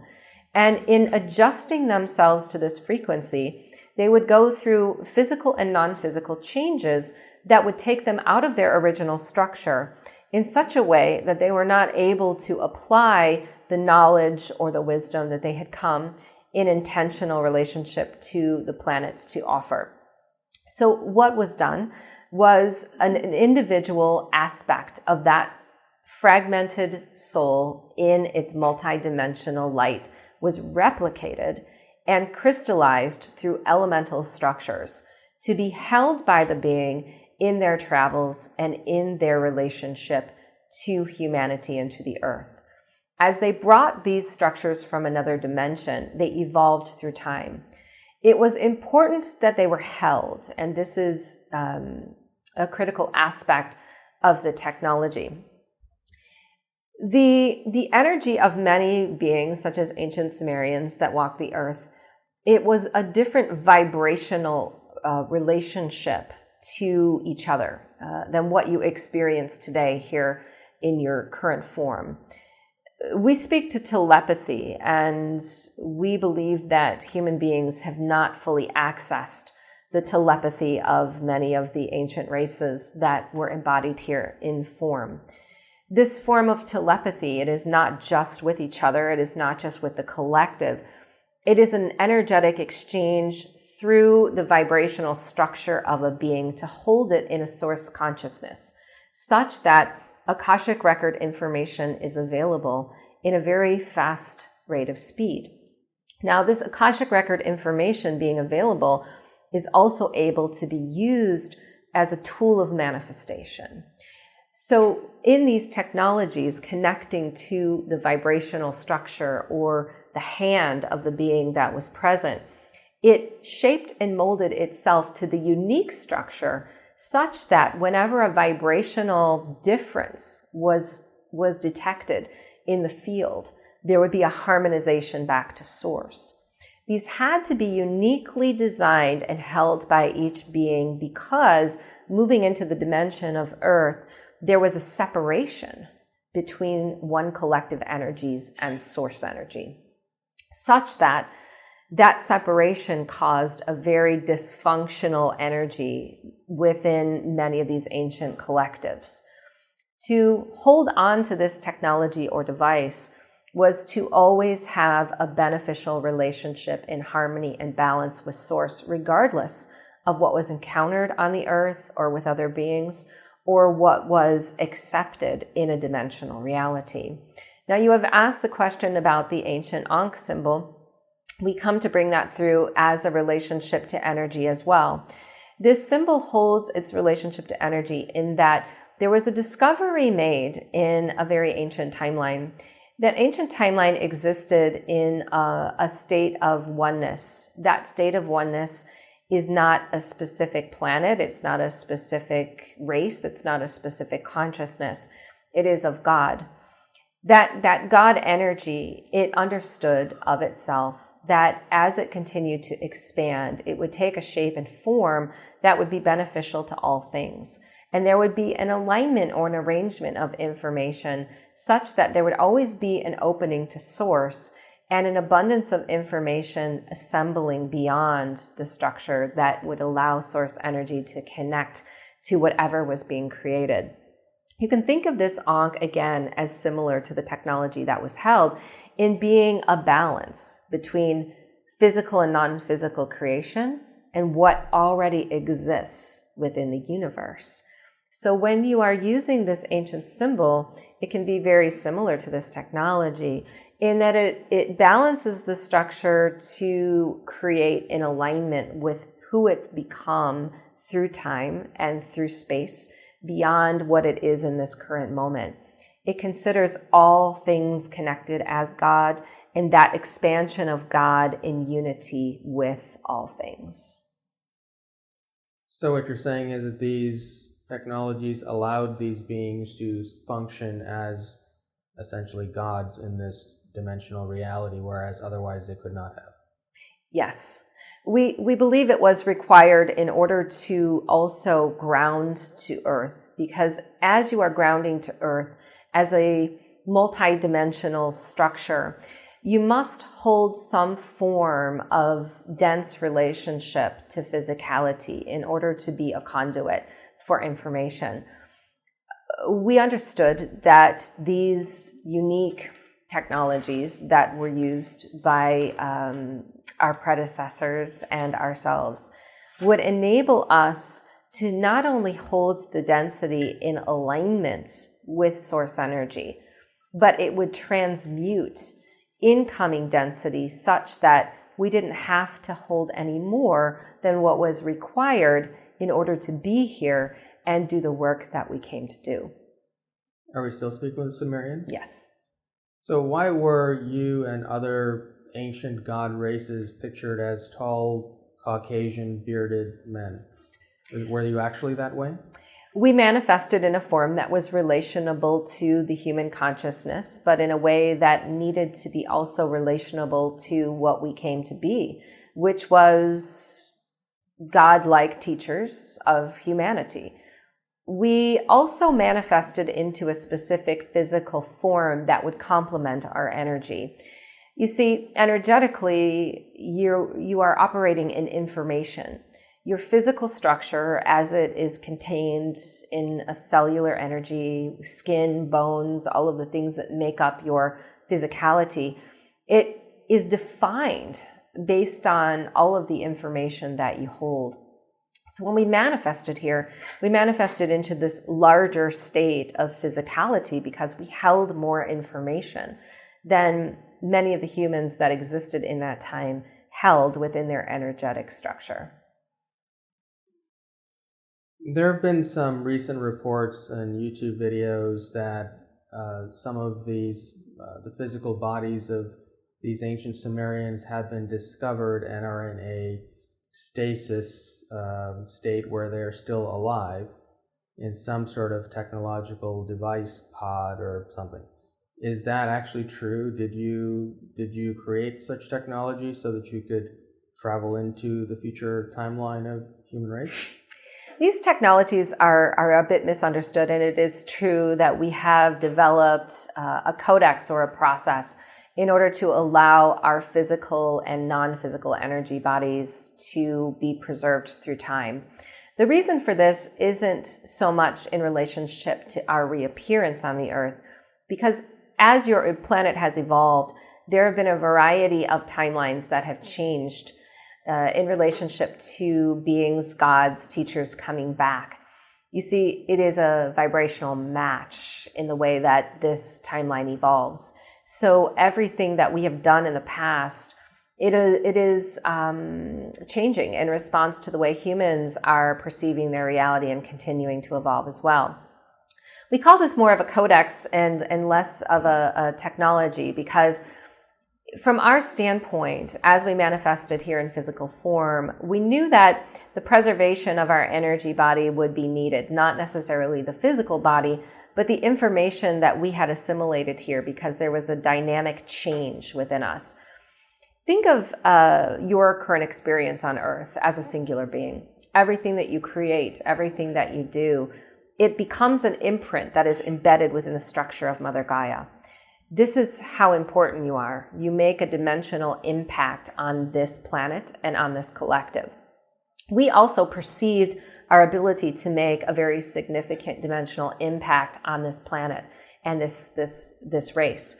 But from our perspective at the time, based on potentials that we saw, we perceived that in order to do this, our energetic imprint would need to be restored or kept in a state of crystallization in order to benefit humanity. Think of it as less of a state of preservation and more of a state of energetic activation or imprint, leaving our imprint here such that humanity could benefit from it vibrationally. Since we have free will, is it possible that we could destroy ourselves as a life form, or are we destined to grow out of this present time?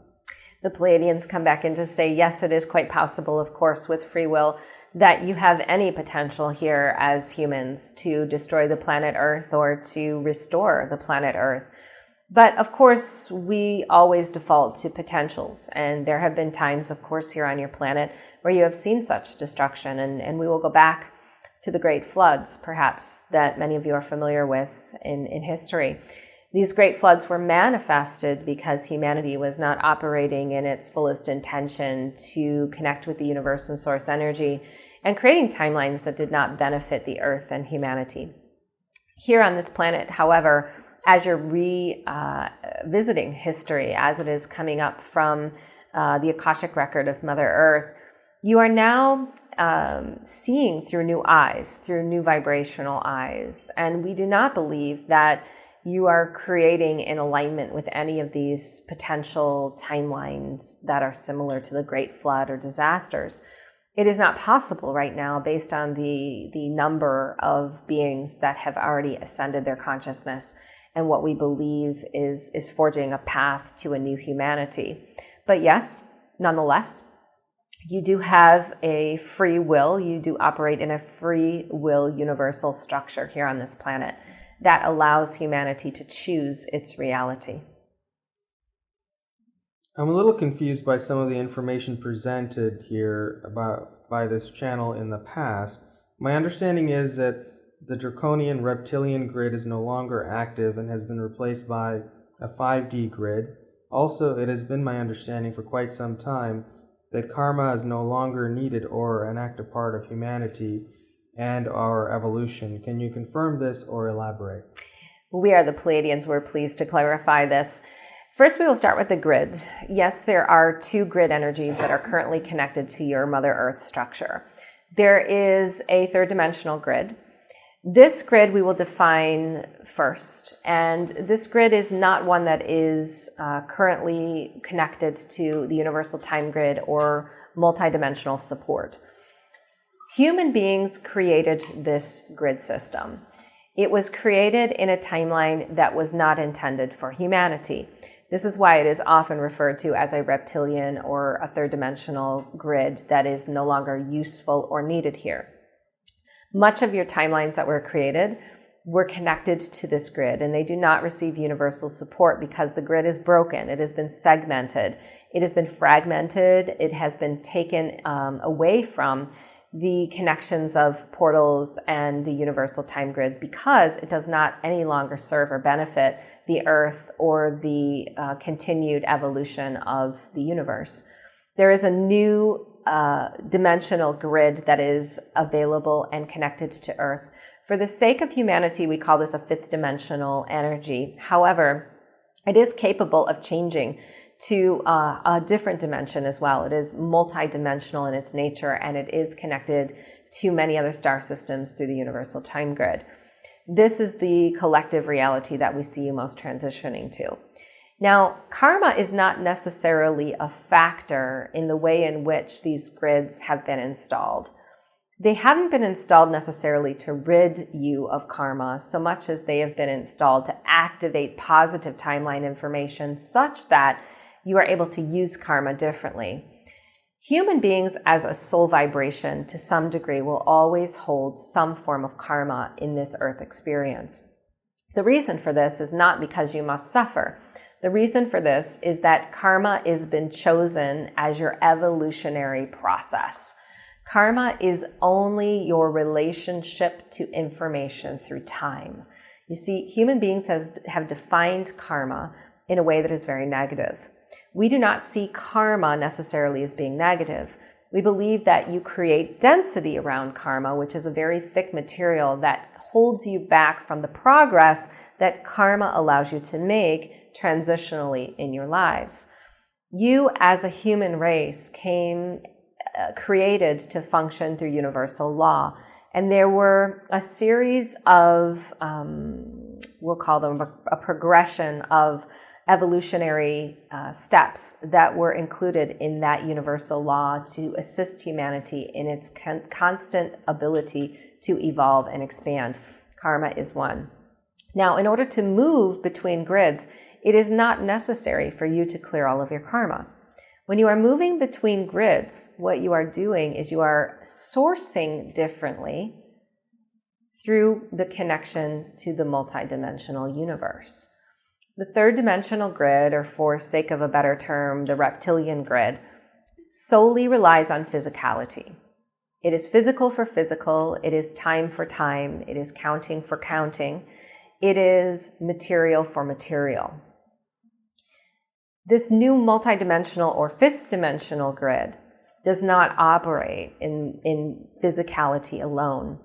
It includes a connection to source, a connection to all things. It is a divine orchestration of light through your perception and direction of your divine will.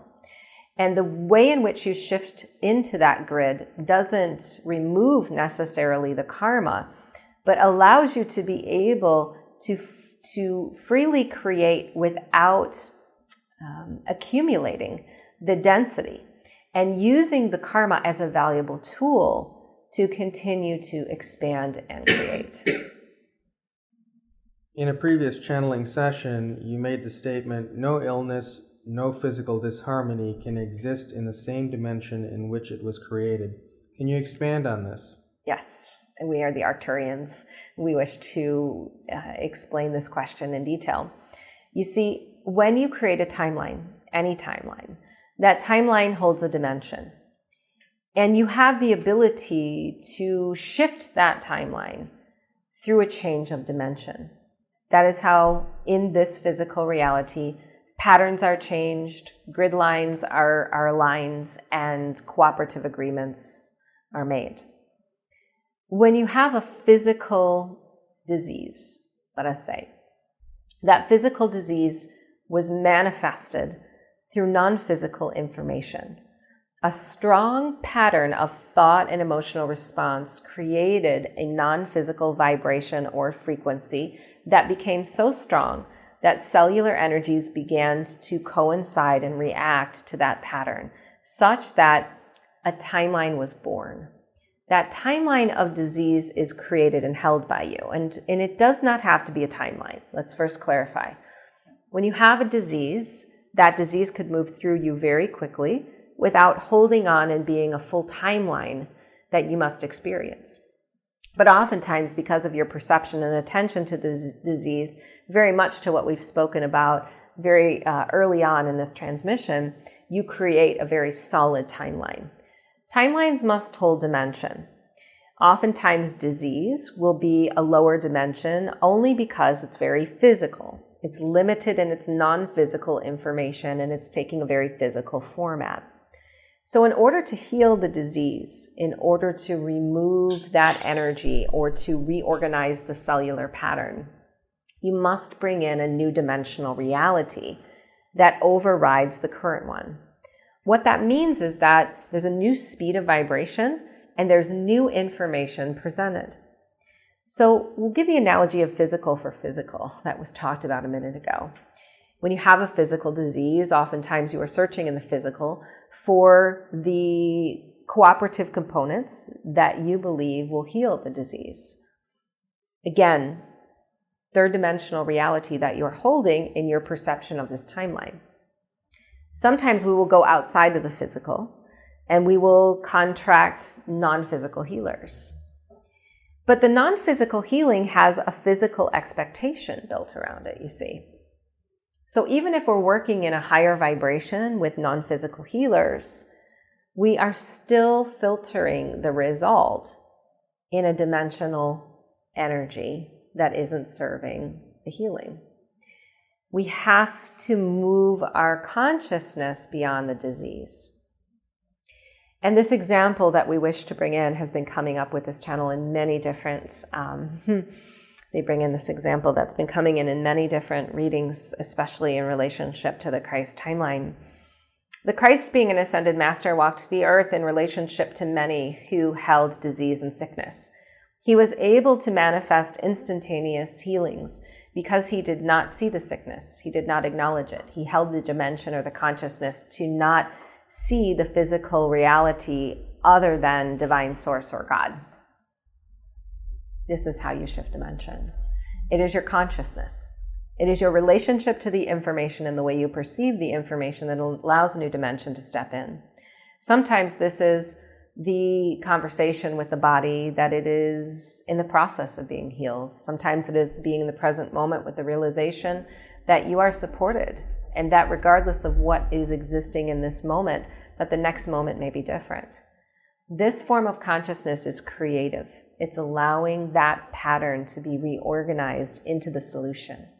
Because if we are always focused on the problem and we hold the dimension of that timeline in the physical, we cannot shift it into a new dimension. So consciousness is the key. Consciousness is the glue.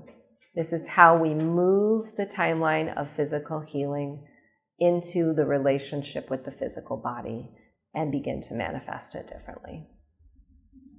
Is anger a negative thing, and what is the meaning of anger not gathering momentum and not being resisted? We are the Pleiadians. We're pleased to answer this question. We are ones who are here to support the human race in response to the way they are evolving their emotional structure. We wish to say that anger is a frequency. It is an emotion that is meant to evoke an energetic response. This is the way in which human beings must begin to look at emotions. There is nothing right or wrong about anger, fear, sadness, happiness, or excitement.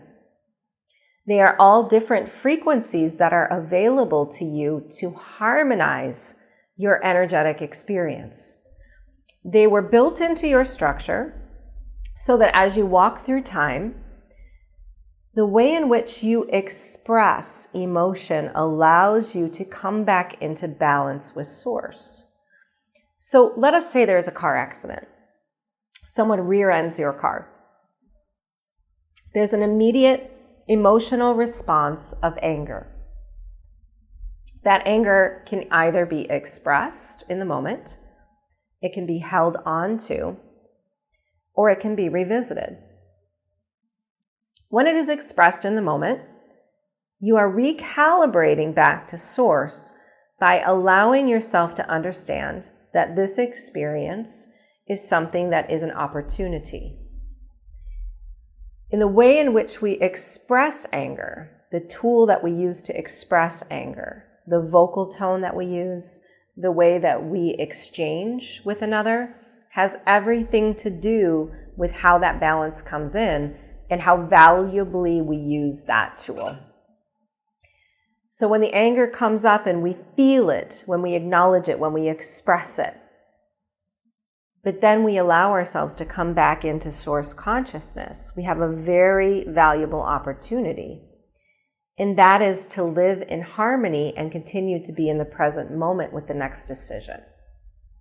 When we suppress the anger and we hold on to it, we don't benefit ourselves in that anger has to evolve in some way. It's a frequency. Frequencies become embedded in your structure and must express in some way or magnetize its likeness. You are constantly vibrating at the state of all of your emotional responses to experience in any given moment. So you can have a very positive, upbeat, and happy day, and you can have a moment of sadness, and that moment of sadness is factored in to how you vibrate. But if you allow that moment of sadness, your vibration will always benefit. Because when you hold it, the imprint becomes stronger. When it is not expressed in a very, what we'll call, humanly constructive way, it creates within you a magnet. And that magnet is going to draw other experiences to it. How many times have you had something happen that made you angry and then discovered that there were many things in your reality that made you angry? That one episode, that one experience became the chain event for you seeing anger in so many different things. That is often because you didn't fully express the anger in a very constructive way. Can you repeat the question? I'm sorry, the second half. I want to address this. They want to address this. What is the meaning of anger not gathering momentum and not being resisted? Yes. The gathering of the momentum comes from that imprint that you hold. Resisting the anger is an interesting concept that we want to bring in and we want to clarify, because oftentimes we feel as if we didn't express our anger for the sake of being in a higher state of consciousness, but we still have the anger within and we're not allowing it to come through in a way that balances us. Because remember, emotions are bringing us back into harmonic balance. They're the opportunity for us to see what we are creating in any moment. So if we resist the anger and we pretend that the anger is not there, what happens is we are in a disconnection, a state of disconnection from source. Because source is embedded within us in all of these emotional responses. The frequencies of the emotional body connect us back to source at any moment when they are released constructively, honored, and acknowledged. But when we resist them, we disconnect ourselves further and further from source because we do not accept our own identity. So emotions are neither right or wrong. What we perceive as the most important aspect of emotions is to be present with them and to understand the way in which they bring the balance of the mind and the emotional body back to a state of harmony when they are acknowledged in a very, we'll call they want to say state of neutrality, when they're acknowledged in a state of neutrality. And we want to bring neutrality into this conversation because we believe that many have a misunderstanding about neutrality. Neutrality is not the void of emotion. Neutrality is the ability to be in the emotion in a higher state. Neutrality is the ability to offer the higher self through any emotion and express it constructively such that the situation, the experience in which the emotion arose was able to be seen as the teacher. The purpose of our current reality expanded. The valuable tool that we're able to use in order to further expand ourselves. Let's suppose that somebody is in a state of sadness or anger, and based on what you said, they are attracting to themselves other experiences that match that frequency. So let's assume that by being that way, they've attracted a life that they are not particularly happy about, maybe relationships that are unhappy, and maybe bad financial situations or other areas where they struggle, health, and so on. Will the creation of a state of excitement or joy, even in simple things such as surrounding yourself with things that make you happy, or even meditating on a flower if it brings you joy, will the creation of those states of excitement also attract to you a life that matches that? We agree with this statement, and we wish to explain why. In the same way in which we said if the anger was held and resisted and not expressed, it would continue to filter through the consciousness in order to see other things in anger. The more this anger continues to build, the more the reality is filtered through that frequency, because emotion is a frequency. We're always harmonizing our structure in the present moment by releasing an emotion, releasing and expressing emotions such that we can be in a state of presence with our current reality, allowing the higher self to be the component of how we are creating. But what happens when the anger is resisted is our frequency becomes imbalanced, because when we hold on to it, we resist it, and we attract more experiences in our life that relate to that anger. We're using it as a filter. That filter becomes very easily installed such that everything that happens in our experience is filtered through the anger. When we bring in joy, it's very similar to the previous question about physical health. We create patterns through our frequency.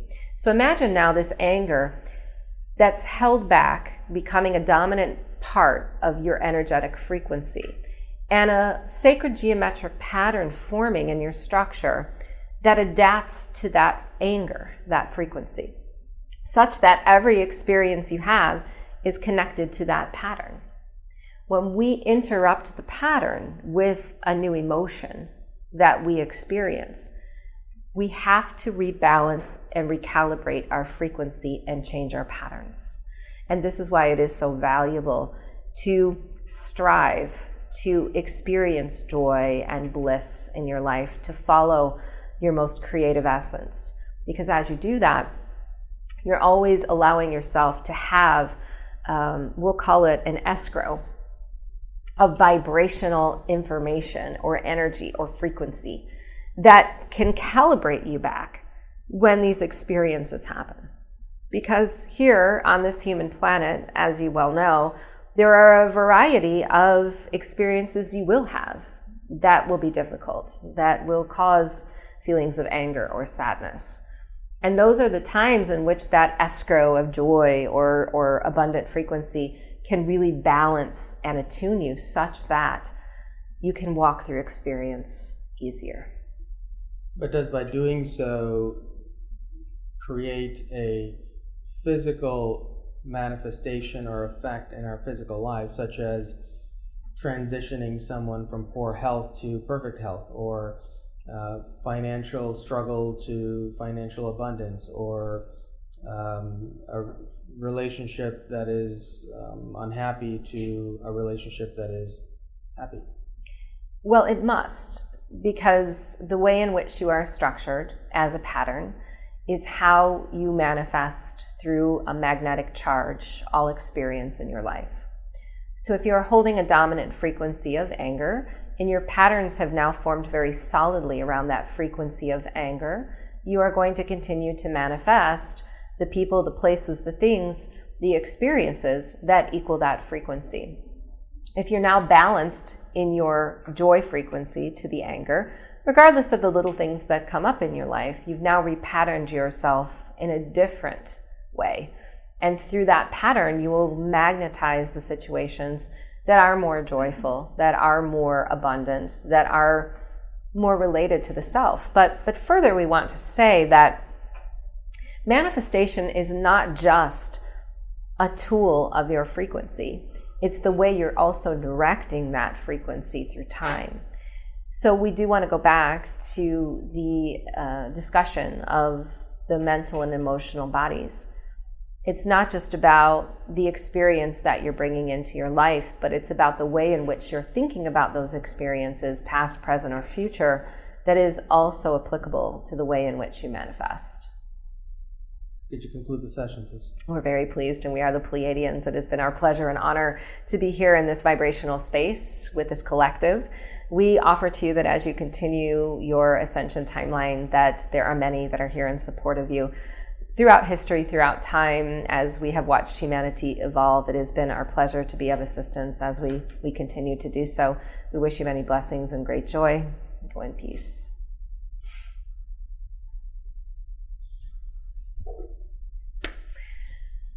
Any questions? Anything come up? Yes. I don't know if it was somebody, one of someone's questions about the anger, but that was so needed for me. Good. So Glad to hear that. Awesome. Anyone else? Yeah. I was just fascinated by realizing how many timelines we've created and then seeing it in a different way. I'm fascinated by that too, and I see it in session a lot because people will ask me, where am I going? What am I doing next? And the guides will choose just a few potentials, but they'll show me just this matrix, this grid of energy we have around us and how many potentials we have running. It's amazing. We don't think about how much potential, it's overwhelming to think about how much potential we really have. We see ourselves so stuck sometimes in this timeline and all the things that are happening to us, but when you look at the energy and the guides bring in that information, it's amazing to see how many potentials we truly have. Yeah. Think about that the next time you feel stuck. Yeah. Yeah. Potentials for timelines? Yeah. Each decision we make can take us in a different direction, whether it's small or large. Yeah. And what's happening too right now on the planet is, and I think we've alluded to that a little bit, is this timeline convergence. So we're really close to our information from our other timelines. So, imagine your soul being fragmented into all these other things, doing all these other things, but there's always a common thread. And that's what I find. So we can pick up on information from other lives doing other things, but they're always really similar. Like there's something that you're doing that's equal to what's going on over here. And what's happening is we're pulling all that together now.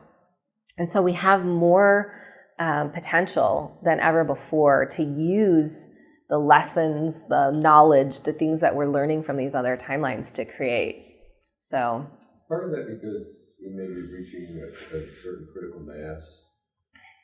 The number of people on the planet who are seeking and finding, maybe. I think so. I think that's a part of it. I think that it's a play between us and between Earth, because the more that we raise our consciousness, the more she kicks in and she gives us more, and then we get more from these other planets, and we've had a lot of solar energies lately that's bringing us a lot of new information. So I think it's a combination of things, but we're driving it. We couldn't be where we are today if we weren't. Yeah, I think we have a huge part of that. Yeah. I forget what being said that we were not meant to be non-physical. Yeah. And I'm wondering how that ties in with these timelines and the crystallization. Is it going to be a hybrid? Is it going to be something new? I think so. I think that we will still hold some physicality, but I think that my perception of this is I believe we're going to be able to direct our physical material far better than what we ever have before. Because let's face it, we felt a little out of control of our physical. And I think what we're moving to in this crystallization process is being able to use, again, this multidimensional information. Because when you think about the crystalline DNA, that crystalline DNA isn't physical. It holds all of our non-physical information. But we've just been operating in the physical strands. So we've been creating physicality with this, limited perception. So as we become more non-physical and crystallize our DNA, I think we're going to be able to create our material differently. So I think we're going to change in the way that we look, the way that we operate. I think there's going to be less disease, all of these things. But I don't think that we're quite ready to operate as a non-physical race. I don't think that's what we want. I mean, that's what the guides say. They say humans wanted to be physical. They always remind us of that. You guys wanted to be physical. You thought it was going to be fun to be physical. We're like, what? Really? Yeah. But think of it this way. Imagine being physical with that non-physical, being able to direct your physical with the energy. I mean, that's like heaven on earth, right? Because you could just go anywhere, do anything, heal, all of that stuff. And that's where I think we're moving to. If we're not physical, then we don't feel. We can't feel. Well, you know what? That's an interesting question. I don't know how that will evolve, but races like the Pleiadians, they've integrated their emotional body, and this is the way they describe this. We don't feel like we're in control. The same way of our physical material, we don't feel like we're in control of our emotions. Our emotions take us sometimes, and what they've integrated is the knowledge that it's like the I am in you, you are in me concept expanded. I mean, if you can imagine this, right? The way that you feel, I can compensate for that and help you to feel a certain way. And we are all going to feel the same way together. And our tensions are going to align with how we all need to change. And it's like an empathy that's supportive, if that makes sense. Separating emotion from feeling, in that you can, there's the emotion of happiness, and then how does it manifest itself in the body? Yeah. See, that's what I was getting at. I wasn't playing on that. And the feeling requires the form, maybe. The emotion can still be there, form or formless. Right. That's kind of where we're ascending. That's what's happening, right? I mean, it's like we don't have to embody the emotion. Right. Yeah. Yeah. I mean, to some degree, I think it's important to embody emotions, but like what you're doing is, the way I look at this is it's a higher self activity. And that's what I think is happening. Our higher selves are becoming more integrated, so we don't have to be in the emotion like we used to before. We can be the observer of the emotion. Right. Yeah. And that's that's how we're evolving, which is really awesome. When you experience emotion without it being destructive to you. Exactly. Yeah, and I think that's kind of what the guides were alluding to. Go back to the word used, hybrid. It's possible that we are a hybrid now, but we're changing the balance. Oh, I think we're totally hybrids. Yeah, and we're changing that. Changing the balance. Yeah, totally. Yeah. I'm sorry. That's no. Go ahead, please. No, go ahead. But I agree. It's interesting. My whole life I've been telling everyone we have crossroads all the time. Every minute, every second, every hour of the day. We run into situations where we can make it a positive thing or a negative thing. Yeah. One of the ideas was somebody in the parking lot got yelled at. I came over and handed her a shopping cart, gave her a hug, changed her whole atmosphere, Yeah. being sad and stuff. Right. Yeah, but the point is, what I wanted to say about that is, I have actually watched somebody change from a very extremely negative person by being around my influence, because I'm trying to be a very positive person. Right. And watching them change, and they actually told me that being around a positive person has changed their atmosphere, and they're trying to be better. So I really think that being positive and expressing joy and just living in every minute and being happy and grateful for everything. Yeah. I think I'm like I said, the first generation just starting that, but it was really interesting how all the Pleiadians and the Arcturians and all that kind of led it to that idea that we have a choice continually where we can go to the positive or go to the negative. And right. The more the positive we are, the more we spread the positiveness to everyone else. Yeah. Well, and I'll take that a step further, because that's what's happening on the planet collectively is we've been so focused on the negative, all the stuff that's going wrong, and really it's blown up for us. So it's just a small fraction of humanity, but we have so many positive timelines that we can activate right now. And the more that we do that, and even in our own lives, I mean, not only we're supposed to ignore this stuff, but we tend to get really caught up in it to the point where nothing else exists but negative and bad. And so if we're creating positive timelines in our own lives, or, we're recognizing things that are going on in the earth that are actually good, that's a frequency too, that we're allowing ourselves to expand. Yeah. Can you say more about the chakras below the root chakra and how that might change our experience of groundedness or connection to earth? Yeah. So, wow, funny, I wrote some really cool stuff in my book about this that I was just reading, and I'm going to try to remember it for you. But I think it's really critical. So we have these 3 chakras below the root. We actually have the 3 above the crown. We have many, but those are activating right now too. Because of what's gone on within Mother Earth, I think that's the catalyst for us coming back together more as a one collective. It's us becoming more telepathic to each other, more empathic to each other. She has that crystalline core, and those chakras tune into that crystalline core. So I know I'm doing a terrible job at this, but I feel like I should probably post some of that online because it's pretty interesting stuff. As we do this, I don't think it's necessarily about grounding. What the guides want to talk, they want to call it like a portal. Okay, so we don't think of Earth as a portal. We think, oh, there's portals on Earth, but she's actually a portal. So when those lower chakras plug into her, we are actually using a portal to tap into multidimensional information. So that's why that's happened. And I think that's also prepared us for, remember, that Christed DNA code within her. So that plug-in is kind of like the initial start of all of that stuff lining up. So I'll have to post on that one. Oh, we're done. I'm running over. Thank you all for being here. It was my pleasure to connect for you today. And if you would like, Ethan Fox and Barb Morey will be here after doing an amazing energy transfer session that you don't want to miss. We'll take a little break, though.